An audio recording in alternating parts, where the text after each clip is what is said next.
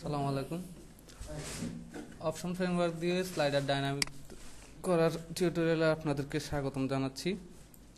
তো প্রথমেই আমরা আমাদের একটা এক্সিস্টিং থিমে কিভাবে অপশন ফ্রেমওয়ার্ক যুক্ত করতে হয় তা শিখব। তো আমি অপশন ফ্রেমওয়ার্ক ডাউনলোড করেছি এবং আমার যেই থিম ফোল্ডার আছে ওইখানে আমার অ্যাডমিন ফোল্ডারটা রাখলাম অপশন ফ্রেমওয়ার্ক থেকে, এবং ফাংশন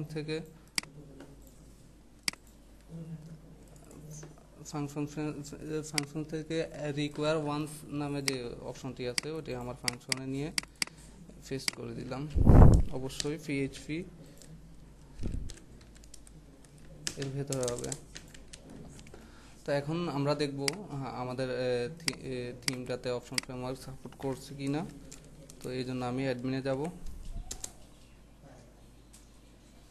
এবং থিমস অপশন নামে যে একটা অপশন আছে ওইখানে যাব। যাওয়ার পর আমরা দেখব যে আমরা অপশন ফ্রেমওয়ার্কটি ঠিক সফলভাবে ইনস্টল করতে পেরেছি।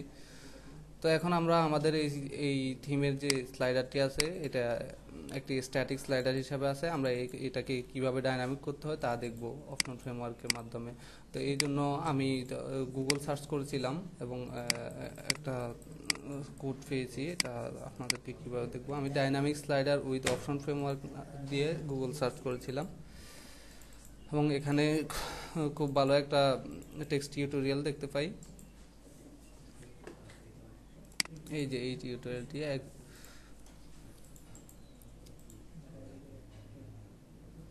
তো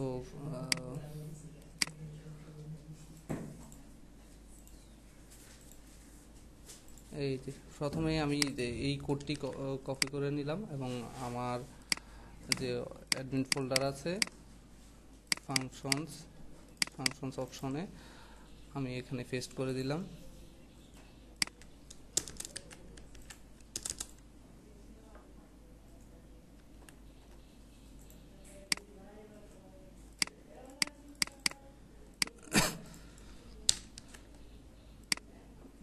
এটা পেস্ট করার পর আমরা এখানে আমাদের আইডি যে কোনো একটা আইডির নাম দিতে পারি, যেমন আমি স্লাইডার নামে দিলাম।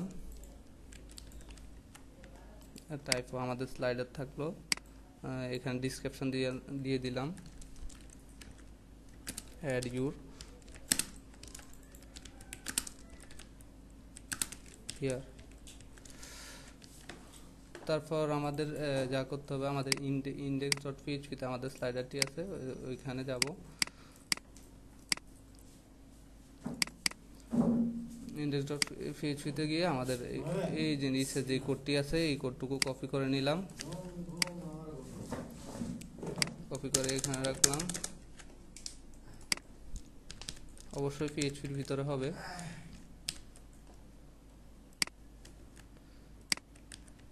এবং আমাদের প্রথমে স্লাইডার টাইটেল যেখান থেকে আসবে, সরি আমাদের এখানে কোনো টাইটেল নেই, সুতরাং আমাদের টাইটেল লাগবে না, এবং স্লাইডারের ইউআরএলটা আমরা দিয়ে দেব ঠিক এখানে।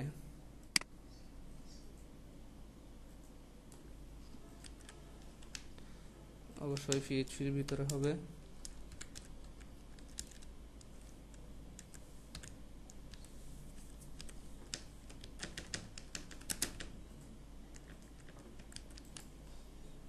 তারপর আমাদের যেহেতু এখানে লিঙ্ক আছে, আমরা এই লিঙ্কের ইউআরএল এর জন্য এটা নিয়ে আসলাম।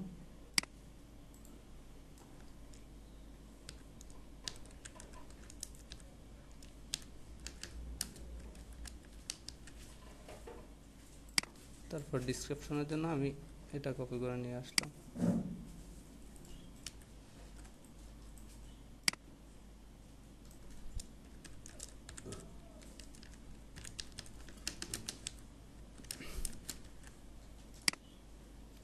তারপর আমি নিচে যেগুলো আছে এগুলোকে সবগুলোকে রিমুভ করে দিলাম এখান থেকে,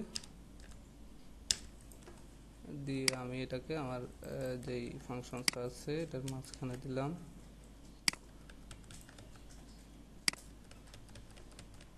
এখন পিএইচপির ভিতরে আমার HTML কোড সাপোর্ট দেওয়ার জন্য আমি ব্যাক পিএইচপি ইউজ করব।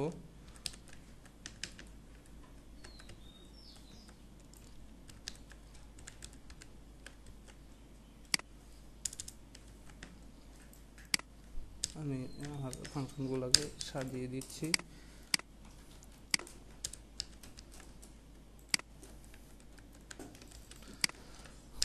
তারপর এখানে আমাদের যে ফাংশনটা ছিল, ফাংশন অপশনে যে আইডিটা, এই আইডিটা আমাদেরকে এখানে চিনিয়ে দিতে হবে। তো এখন আমরা দেখি আমাদের স্লাইডার ডাইনামিক করার জন্য যে কোডটি দিয়েছে সব কিছু ঠিকমতো আসছে কিনা। টেমপ্লেটে গিয়ে রিফ্রেশ দিলাম। এখানে স্লাইড 1 যুক্ত করার জন্য বলতেছে, তো আমি দেখি আমাদের আসছে কিনা। আমাদের কোনো টাইটেল ছিল না, তো আমরা দিলাম একটা টাইটেল, আর লিঙ্কে আমি একটা এক্সটার্নাল লিঙ্ক দিয়ে দিলাম। সরি, এখানে আমার আপলোড হবে।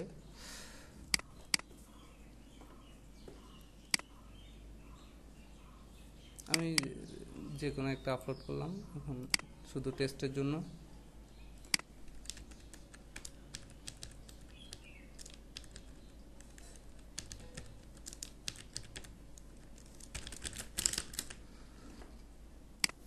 অ্যাড দিলাম,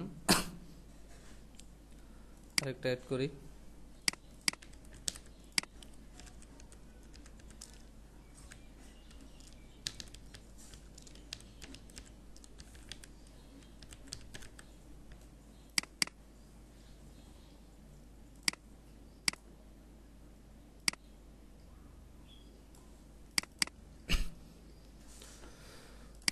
তারপর সিলেক্ট দিলাম, আর আমরা সেভ করে দেখব।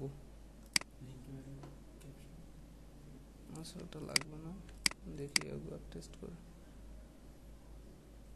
হ্যাঁ, আমাদের স্লাইডারটি ঠিকমতো আসছে। তো আমরা এখানে ইমেজগুলো দিতে হলে অবশ্যই যে সাইজে আমাদের ইমেজগুলো পাবে ওই সাইজ আমরা ফটোশপে ক্রপ করে তারপরে আপলোড করব।